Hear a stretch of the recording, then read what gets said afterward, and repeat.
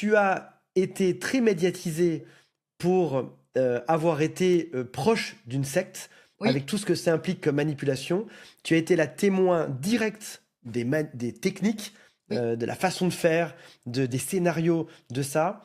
Et la chose pour laquelle je suis si content de t'avoir aujourd'hui, c'est que lorsqu'on étudie un peu l'extrême, Mhm. la partie la plus tordue, la plus manipulatrice, on arrive parfois, par contraste, à voir sa propre partie, son quotidien, avec son mari, sa femme, son boss, ses amis, toute cette manipulation. Donc je suis tellement content que tu aies accepté cette Merci. interview aujourd'hui. Tu es auteure, conférencière, exploratrice des mécanismes de guérison.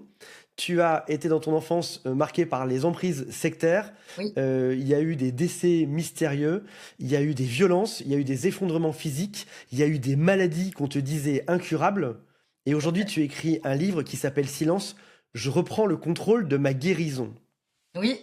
Alors, quand je dis reprendre le contrôle de ma guérison, c'est la guérison intérieure, émotionnelle et physique. Génial. Parce que la deuxième chose dont je te parlais et qui me fait tellement plaisir de t'avoir ici aujourd'hui, c'est de montrer à des gens que même en étant sous emprise, même en ayant vécu les pires choses sur Terre, et c'est Oui, l'histoire que tu nous raconteras aujourd'hui, on peut s'en sortir et être encore plus heureux après. Tu c'est faisable. deviens, Ouais. in fine, un modèle en ayant vécu le pire probablement que ce qu'on a tous pu vivre ici, et en étant encore plus heureuse à la fin, en montrant à ces gens qui pensent parfois que on peut pas s'en sortir, on Mhm. peut pas aller mieux, qu'en fait c'est possible.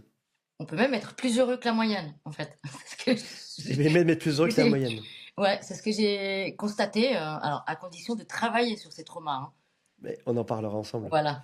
J'aimerais qu'on commence bizarrement, pas de manière chronologique, mais plutôt par la manière dont on t'a connu. Un Oui, jour, une personne t'appelle et te propose de faire une télé-réalité, oui, et tu acceptes en te disant, c'est probablement de cette manière que je pourrais montrer un peu toutes les horreurs qui me sont arrivées, mais ça se passe pas exactement comme prévu. non. Et si quelqu'un te reconnaît aujourd'hui, c'est probablement de cette émission.